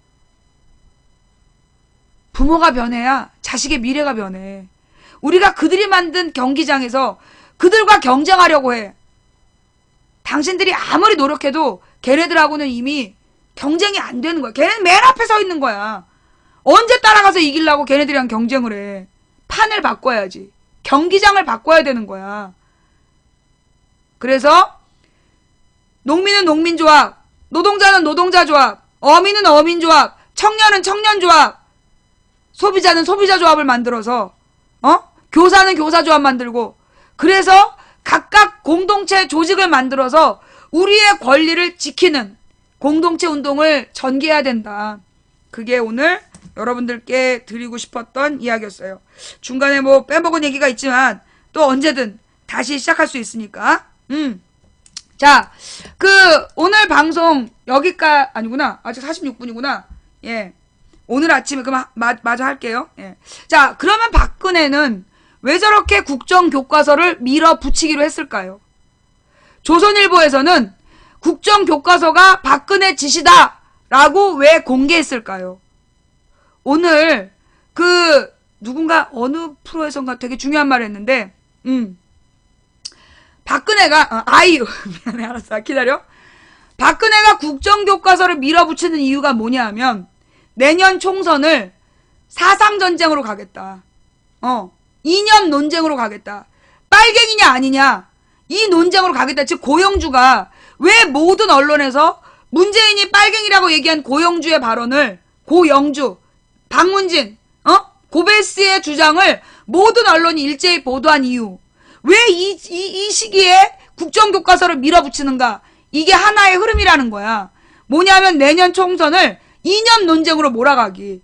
그래서 빨갱이다 아니다 싸움 붙이려고. 그래서 그러는 거야. 예. 기가 막히죠? 자, 우리, 가만있어 봐. 그거 어디 갔지? 아까 박근혜 빨갱이 뉴스. 박근혜가 누구에 대해서, 김정일에 대해서 칭찬한 거. 그거 널리 알려주세요. 누가 종북이냐? 국정교과서가 종북이다. 우리의 주장. 뭐요? 국정교과서가 종북이다. 예. 국정교과서가 종북이다. 이게 우리가 모두 외쳐야 될 내용이에요. 지금 쟤네들이 주장하는 게 뭐냐 하면, 국정교과서를 싫어하는 거, 국정교과서를 부정하는 게 종북이라 그러잖아. 북한이 국정교과서 한다니까. 국정교과서가 종북이다. 그게 우리가 외쳐야 될 내용이에요. 우리가 요 프랭카드나 이런 거에도 국정교과서가 종북이다. 북한 따라하기냐? 국정교과서 북한 따라하기냐? 북한 따라 국정교과서 만들겠다는 거냐? 그렇게 얘기해야 되는 거예요. 예. 베트남도 공산주의가 지배했던 나라잖아. 국정교과서가 종북이다. 그 얘기를 많이 하셔야 되고요. 이 내용을 널리 알려주세요. 오마이뉴스에서 김정일 위원장은 솔직하고 거침없는 사람. 어머, 내가 이렇게 얘기하면 아마 나는 지금 이석기 옆방에 갇혀있을 거예요. 예. 그런데 이 말은 누가 한 말이야? 박근혜가 한 말이야. 2002년도에. 내가 만약에 이렇게 얘기했어봐. 이석기 옆방에 갇혀있지. 박근혜가 이렇게 얘기했기 때문에 우리를 당황하게 하는 거죠. 이렇게 둘이 마주 앉아서 1시간 동안이나 독대를 하면서 김정일은 솔직하고 거침없는 사람이었다. 김정일의 화법과 태도는 인상적이었다. 와, 내가 이렇게 얘기했으면 알지? 김정일 위원장은 서로 마음을 열고 이끌어낸 약속들을 가능한 한 모두 지키려고 노력하는 모습을 보였다. 김정일 위원장의 마음을 열었대. 어머, 마음을 열고 뭘 한 거니? 김정일 위원장이 전용기를 보낸 걸 언급하며 각별한 대우를 하는구나. 내가 김정은이한테 각별한 대우를 받았으면 내가 지금 이석기 옆방에 있어. 김정일 위원장과의 면담 일정을 전해 들은 뒤 가슴이 뛰긴 했어도 그렇게 김정일을 만난다니까 가슴이 뛰었대. 어쩔 거야. 뚜루뚜뚜 이러는 거야 지금? 김정일 위원장과 첫 만남이라고 하지만 선친들 간의 과거의 역사가 있어서 그런지 모든 것을 탁 터놓고 허심탄회하게 얘기할 수 있었다. 그러면 김일성하고 박정희도 허심탄회하게 탁 터놓고 얘기하는 사이였어? 이런 김정일은 우리 남한 정치에 대해서도 해박한 지식을 갖고 있었다. 내가 만약에 김정일이가 우리나라 정치에 대해서 해박한 지식을 갖고 있었다라고 얘기했으면 내가 이석기 옆방이야. 야, 답방 약속에 대해서 김정일 위원장이 약속을 지킬 것이라는 느낌을 받았다. 아주 그냥 김정일이 약속을 지킨다는 얘기를 얼마나 많이 하는지. 김정일 위원장의 말만 듣고 왔다는 지적에 대해서 나의 방북은 사과받으러 간 것이 아니다. 남북한 공존을 위해 작은 힘이라도 보태기 위해 간 거다. 야, 3박 4일의 북한 방문 기간 가슴이 찡할 때가 한두 번이 아니었다. 난 한 번도 안 가봤다. 세계에서 유일한 분단 국가인 우리의 현실이 서글펐다. 남북한이 같이 잘 사는 날이 오길 손꼽아 기다려본다. 남북한 여성이 우리나라를 살기 좋은 행복한 나라로 만들도록 노력하자는데 의기투합했다. 와! 적국의 여자들이랑 의기투합까지? 와, 내가 이랬으면 그냥 이석기 옆방에 갇혀있는 건데, 응? 북한은 최고인민대의원 687명 가운데 약 20%인 138명이 여성이라고 했다. 우리보다는 여성의 사회 진출이 활발한 듯 보였다. 심지어 북한에 비교해서 우리 남한이 모자라다고! 야, 이게 종북이지 누가 종북이야. 옥류관 노래방에서 그 고향의 봄을 합창하고 가슴이 뭉클해졌대. 판문점으로 귀국하는 김정일 위원장의 제의가 반가웠고 나에 대해서 각별히 신경을 도대체 무슨 사이인데 이렇게 각별해? 둘이 아유 진짜 판문점을 넘어 귀환할 때 남북이 이렇게 가까운데 먼 길을 둘러오고 있구나. 빨리 남북한 주민이 이 길을 이용해 왕래할 날이 왔으면 좋겠다는 안타까움이 밀려왔다. 신은민가 이 사람이 그 얘기했다고 내쫓은 거 아니에요? 누구더라 종북이래? 그러더니 진짜 북한 따라서, 북한 따라하기? 요즘에 북한이 트렌드야? 새누리당에서는 북한이 유행인가 봐. 북한 따라하기가 트렌드? 그래서, 국정교과서? 어머, 지랄연병. 그러면 오늘 아이유 이야기를 해볼게요. 아이유하고, 누구하고, 그 장기하고 나이 차이가 많이 난다 이거 아니야. 잠깐만, 뭐? 아버지는 군사 쿠데타, 딸은 역사 쿠데타? 잠깐만. 어쩔 수 없네, 이거. 또 지금 막 아이유 얘기를 하기 전에 마지막 신인이 들어왔어. 막 앨범 낸 신인이 들어온 거야. 좀만 참아봐. 자.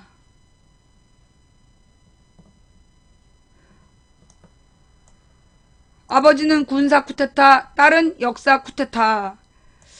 한국사 교과서 국정화 반대, 전국에서 동시다발 시민선언, 교수는 집필을 거부하고 교사와 학부모는 사용을 거부하고 있다. 본격적인 불복종 운동 움직임도 나타나. 이렇게 해야 돼. 이거는 들고 일어나야 될 문제야. 이건 국정교과서만의 문제가 아니라 이건 박근혜의 유신 부활이야. 유신 독재 부활. 그래서 여기에 맞서 싸워야 돼요.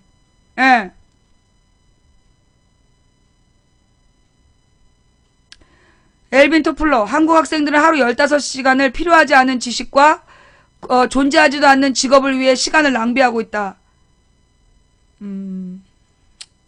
엘빈 토플러가 이렇게 얘기했어요? 어떻게 알았지? 자, 선동은 누가 선동이야? 네가 감동한 거지. 아니 지 귀가 얇아가지고 가슴이 흔들린 주제에 나한테 지랄이야. 왜? 또 112에 신고하게? 망치 부인이 내 가슴을 훔쳤어요. 아니면 119에 신고해가지고 망치 부인 내 가슴에 불질렀어요. 그럴라 그러지. 난 임마 너한테 관심 없어 임마. 꺼져. 박근혜 정부가 한국사 교과서를 국정화하기로 방침을 굳힌 것으로 알려진 가운데 전국 각지에서 국정화 반대 시민선언이 잇따랐다. 지난 9월 이후 5만 명이 넘는 교수, 교사, 학부모, 시민단체들이 반대 성명에 참여했는데도 박근혜 정부가 각계각층의 우려를 무시하고 국정화를 추진하는 데 대한 저항의 물꼬가 터진 모양새다. 박근혜 정부가 공식적으로 국정화를 발표하면 교수들은 집필 거부를, 교사와 학부모들은 사용 거부를 선언하며 본격적인 불복종에 돌입할 움직임도 감지된다. 현재까지 세계 각국 제외 동포 1,400여 명도 반대 선언에 동참했다. 박근혜 정부는 역사교육 통제 시도를 즉각 중단하라. 그래서 한국사 교과서 국정화 저지 네트워크 이렇게 해서 예, 지금 이제 국회 앞에서 아니면 정부 종합청사 앞에서 기자회견 했네요.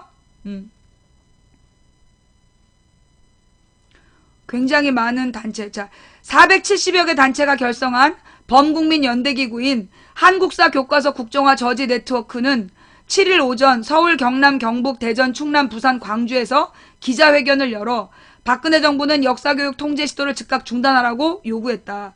경기와 인천에는 선언문만 발표했고 전남에서는 8일 오전까지 같은 내용의 기자회견이 열릴 예정이다. 서울 광화문 정부 서울청사 정문 앞에서 열린 기자회견에서는 박근혜 정부의 한국사 국정화를 역사 쿠데타로 규정했다. 박한용 민족문제연구소 교육연구실장은 이건 국정이냐 검정이냐의 문제가 아니라 친일 독재 옹호 세력이 10년 이상에 걸쳐 준비해온 역사 쿠데타라고 말했다. 뉴라이트 대한교과서와 교학사 고교 한국사 교과서 등 1년의 친일 독재 미화 역사 만들기 프로젝트를 염두에 둔 발언이다. 친일파의 아들 김무성 대표와 독재자의 딸 박근혜 대통령이 대한민국의 헌법을 부정한 것이라며 아버지는 군사 쿠데타, 딸은 역사 쿠데타를 일으킨 것이라고 강한 어조로 비판했다. 서울 지역 시민선언문에서는 현행 검정 한국사 교과서를 좌편향 종북으로 규정한다면 이명박 정부와 박근혜 정부가 좌편향 종북이라는 것과 마찬가지란 지적이 나왔다. 선언문은 정부가 한국 교과서를 좌편향 종북으로 몰아세우고 수능 필수를 빌미로 국정교과서 도입 필요성을 주장하고 있지만 교육부가 좌편향 종북 딱지를 붙이고 있는 현재 한국사 교과서는 이명박 정부 하에서 만들어진 교육과정과 집필 기준에 따라 집필하고 박근혜 정부가 검정 심의하여 통과시킨 교과서라고 설명했다. 지들이 좌편향 종북이라고? 이어 더구나 검정 통과 당시 편향성 시비가 일자 교육부는 수정심의위원회까지 급조해 수정 보완을 명령했고 출판사들을 앞세워 자신들이 원하는 내용을 모조리 관철시켰다라고 덧붙였다. 학부모들은 특히 학부모들이 하나의 국정교과서를 원한다는 정부의 논리를 단호히 거부했다.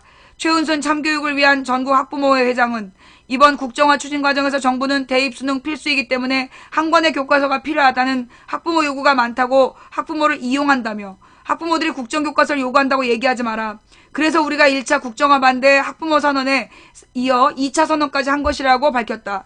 이어 많은 부모들이 이 땅의 시민인지라 가슴속 밑바닥에 우리 아이가 정의로운 사회에 기여하는 자식이 되길 바라는 마음이 있다고 강조했다.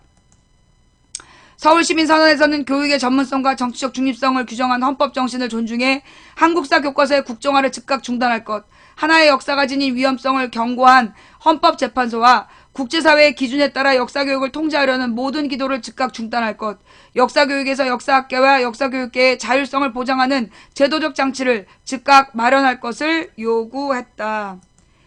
이거는요, 이 국정교과서 문제는 이거는 국정교과서 문제가 아니야. 박근혜가 40년 전 지아버지의 독재를 독재가 아니라고 선언하는 거예요. 이건 우리의 역사를 40년 전으로 되돌리려는 거야. 여러분은 유신 독재를 경험해보지 못해서 모르지만 40년 전 박정희가 정치하던 시절에 가족을 잃었던 수많은 사람들이 있어요. 아버지가 간첩이라고 교수형을 당한 그 아들이 4살짜리 아기를 동네 애들이 빨갱이 새끼, 간첩 새끼 이러면서 새끼줄에 매달고 다니다가 나무에 아이를 매놓고 총살시키는 그런 놀이를 했대잖아. 죄 없는 민주주의자의 자식이 그렇게 당했던 게 박정희 시대야. 그런데 지금 지아버지의 독재가 아니라는 주장을 하려고 지네 아버지들의 친일 행적이 친일 반민족 행위가 아니라는 변명을 하려고 지금 국정교과서를 만들겠다고? 박근혜가 미친 게 아니면 중단해야지. 만약에 계속 국정교과서를 발표한다면 온 국민이 들고 일어나야죠. 이거 서울에서도 이거 집회하면 난 나갈 거야. 국정교과서 반대 집회라면 전 여기 참가할 거예요. 여러분도 가까운 동지다발로 박근혜가 다음 주에 국정교과서 발표하겠다. 발표하면 우리 국민들이 각 지역별로 각 지역별로 국정교과서 반대 모임을 집회를 열고 그 집회에 다 같이 참여해야 돼요. 이거는 단지 교과서 문제가 아니라니까? 이건 교과서의 문제가 아니라 역사를 40년 돌려서 유신 독재 부활 선언이야. 국정교과서를 우리가 막아내야 되는 이유는 유신 독재 부활 선언을 저지하는 활동이에요. 이걸 막아내지 못하면 우리의 삶이 어떻게 될지 몰라요. 예. 우리의 역사를 우리 손으로 지켜야 됩니다. 감히 종놈이 어디서 주인의 목에 새끼줄을 거냐고. 아이유하고 장기하 얘기는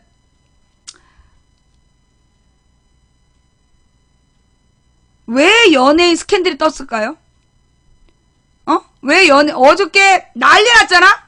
어제 송종국 이혼 2년 전부터 별거했대. 알만한 사람 다 아는 얘기라며. 근데 왜 어제 송종국 이혼 얘기가 온 나라를 뒤집어 엎었을까요? 그 다음에 무슨 개그우먼 남편 이혼한 사람 아니야? 그 개그우먼 남편의 성추행 얘기가 온 나라를 뒤집고, 그 다음에 뭐 아이유 장기하 연애 이걸로 막 지랄들 하고 있어. 장기하가 유부남이냐? 아이유가 유부녀야? 애 딸린 유부남 유부녀가 만나서 사랑을 하는 것도 아니고, 아니 처녀 총각이 서로 저기 좋아한다는데 그걸 가지고 왜 지랄들이야? 아니 내가 봐도 장기하 키 크고 잘생기고 개념 좋고, 나는 도리어 아이유가 장기하 좋아한다는 얘기를 들으니까 애가 개념 있어 보이더라고. 두 사람 이쁜 사랑 잘하게 해. 뭐 둘이 결혼한다는 보장도 없어. 그냥 이게 둘이 이쁘게 사랑하게 냅둬. 그리고 제발 좀 남의 연애설 해가지고 지금 시비 좀 걸지 마.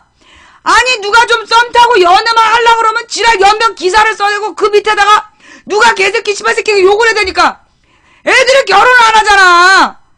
그러니까 지금 출산율이 떨어지고 있어. 누가 연애설 나오면 조용히 못 본 척 좀 해. 아, 나 진짜 이 눈치 없는 것들. 어떻게 좀 어떻게든지 연애를 좀 하라고 그러고 어떻게든지 연애가 성공하길 바래주는 그런 국민 정서가 있어야지. 어따 대고 도대체 저것들은 꼭 국감 때. 아니 여러분 생각을 해봐요. 지금 이게 국정감사 기간이야. 그런데 어떻게 포털 메인에 국정감사 뉴스가 하나도 안 올라와? 국정감사 생중계를 하고 있는 국정감사 기간에 어떻게 네이버 포털에 국정감사 기사가 하나도 안 올라와? 언제나 국정감사 때는요 스캔들을 살포했어요. 예. 그래서 이 아이유 연애설로 지금 도배를 하고 있잖아. 어저께 그 송종국 이혼 2년 됐다며. 그 다음에 뭐 누구야 뭐 누구누구 남편 성추행 그 아마 이혼했을걸요 그쪽도. 그리고 지금 이게 뭐예요 그 안 되니까 이제 아이유 열애설. 아이유가 국민 여동생이라며. 아이유라 그러면 이제 정신이 혼미해지는 그 저기 총각들 그들의 분노를 불러일으키기 위해서 그러는 모양이야. 장기하가 사실 뭐 덱보단 낫지 않겠어? 아이유랑 장기하랑 연애한다고 장기하한테 욕하는 오빠들아, 당신보다 행복하게 해줄 수 있을 것 같잖아. 사랑하는 여자의 행복을 빌어줘야지.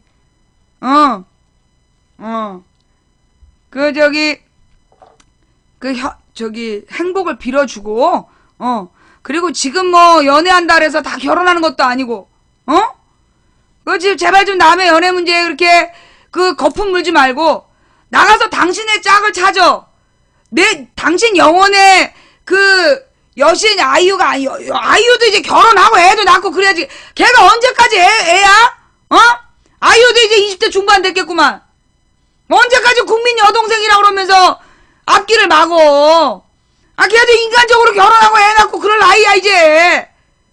저 가까이에서 가까이에 있는 당신의 여신을 따로 찾으란 말이야. 23살이야? 22살. 이제 연애할 때네. 22살이 돼갖고 연애 안 하면 그게 좀 모자란 거지. 그걸 가지고 이렇게 시비를 걸고 그래. 당신이 사랑하는 여자, 당신이 가질 수 없는 사랑하는 여자가 개념 있는 남자하고 연애하면 다행이다라고 생각하고 돌아설 수 있는, 당신을 위한 준비한 노래가 있어. 진정들해. 진정들해. 이 국감 때만 되면, 해마다 국감 때만 되면, 예, 그렇게 계속해서 스캔들이 터집니다. 예. 야, 장기하고 아이유의 사랑을 인정하랬더니 빨갱이래. 별 미친놈을 다 봤네. 야! 아이유랑 장기하랑 연애하게 냅두면 그게 빨갱이냐? 이런 미친놈들을 만나? 이거예요, 여러분. 예. 이거예요. 옛날에 이승만 때, 박정희 때, 전두환 때, 올바른 얘기하면, 빨갱이라고 갖다 잡아 주겠잖아. 얘네들이 꿈꾸는 유신 독재가 이런 거야. 똑바로 배워야 돼요. 아유, 저런 미친놈을 만나. 아이유 연애하는 게 냅두면 빨갱이라니, 이런 어휴, 이명박 박근혜가 이게 대한민국을 도대체 뭘로 만든 거야. 빨갱이 있어. 새빨간 잠바를 입고 북한 따라한 애들, 그거 박근혜하고 새누리당한테 가서 왜 빨갱이 짓 하냐고 좀 따져봐봐. 박근혜는 종북을 중단하라! 새누리당은 종북 활동을 중단하라! 북한 따라 국정교과서냐? 여기가 북한이냐? 김정일이랑 각별해서 그런 거냐? 여기까지가 끝인가봐. 자, 오늘 방송 어떻게 보셨어요? 볼만하셨나요? 볼만하셨다라면 추천 부탁드릴게요. 예. 오늘 방송이 열리자마자 달려와 주신 모든 분들께 감사드립니다. 처음부터 끝까지 시청해주신 모든 분들께 진심으로 감사드립니다. 그리고 오늘 후원해주신 한 분 한 분께 진심으로 감사드립니다. 여러분의 초콜릿, 여러분의 스티커, 여러분의 별풍선, 망치부인에게 큰 도움이 되고 있습니다. 대단히 감사드립니다. 그리고 추천해주신 3295분께 진심으로 감사를 드립니다. 아까도 보셨죠? 딱 800명. 아니 저기 누구야? 거기 어디지? 스파르타의 300이 아니라 아프리카의 800이야? 꼭 추천 안 하고 버티다가 추천하는 저 인간들이 누구지? 난 진짜 궁금해. 오늘 추천 안 하는 인간들 알지? 녹색 설사에 늪에서 눈뜰지어다. 추천해주신 모든 분들은 오늘 밤도 행복한 꿈 꾸세요. 네, 지금까지 도봉구 창동 사는 불량주부 망치부인이었습니다. 어제는 대법원 국정감사가 있었는데요. 보통 우리는 사법부를 민주주의의 최후의 보루라고 얘기합니다. 여러분, 어제 기도해주신 많은 분들이 계셨나봐요. 제 마음이 한결 가벼워지더라고요. 오늘 또 기도해주세요. 우리 사법부에 양심 있는 판사들이 깨어나게 해달라고 우리 100일 기도를 드립시다. 100일 치성을 드리는 마음으로, 예, 기도해 주시고, 그리고 이 국정교과서 선언 우리 손으로 꺾어냅시다. 이걸 꺾지 못하면 박근혜가 이 국정교과서를 강요하고 이걸 밀어붙이면, 그리고 이걸 우리가 받아들이면 앞으로 무서운 일이 벌어집니다. 이거는 박근혜가 유신독재 부활한다는 얘기, 부활시키겠다는 선언이에요. 참으면 안 됩니다. 최선을 다해서 저항합시다. 대한민국은 민주공화국이고 민주공화국의 국민에게는 저항권이라는 게 있어요. 국민으로부터 정치 권력을 위임받은 놈들이 국민의 뜻과 무관한 정치 권력을 행사하려고 한다면 국민은 거기에 저항할 수 있는 권리가 있는 거예요. 그게 민주주의의 기본권이에요. 국정교과서를 추진하는 박근혜 정부에게 국민의 저항권을 보여줍시다. 저도 집회가 열리면 나갈 예정이에요. 우리 국정교과서를 박근혜가 추진하면 국정교과서 반대 집회에서 망치부인 방송 정모 한번 합시다. 예. 지금까지 도봉구 창동 사는 불량주부 망치부인이었습니다. 대한민국이 상식이 통하는 민주사회가 되길 소망합니다. 그게 되겠냐? 이래선 택도 없다 싶으시지만 된다고 믿든 안 된다고 믿든 당신의 믿음대로 된답니다. 한 사람이 꾸는 꿈은 꿈일 뿐이지만 백인이 꾸고 만인이 꾸면 현실이 된답니다. 누군가 간절히 소망하면 온 우주가 그의 소망을 위해 움직이기 시작한답니다. 어차피 우리가 가는 길은 성공이 보장되고 평탄한 갈만한 길이라서 가는 것이 아니라 어렵고 힘들어도 가야 할 길이라서 간다. 우리 이 길을 같이 가는 여러분들 오늘 밤 또 주무시기 전에 1분만 기도해 주세요. 사법부가 깨어나길, 그리고 대한민국의 민주주의가 확립되기를, 지켜지기를, 우리가 모두 그 일을 함께 할 수 있기를 기도해 주시기를 부탁드리면서 지금까지 망치부인이었습니다. 내일은 방송 없고요. 내일하고 모레 금요일 토요일은 방송이 없습니다. 그리고 11일 일요일 저녁 8시에 망치부인의 방송 돌아오겠습니다. 자, 지금까지 도봉구 창동사는 불량주부 망치부인의 생방송 시사수다방을 시청해주신 모든 분들께 감사드립니다. 각 방의 매니저님들 고생하셨고요. 이 방송을 녹화 터서 유튜브와 팟캐스트에 올려주시는 풍행국님, 여비고님, 그리고 참세상세월호님께 진심으로 감사를 드립니다. 여러분들도 그분들 작품에는 꼭 고맙다는 인사말 남겨주시길 바라면서 물러가겠습니다. 편안한 밤 되시고요. 돌아오는 일요일 저녁 8시에 만나요. 감사합니다.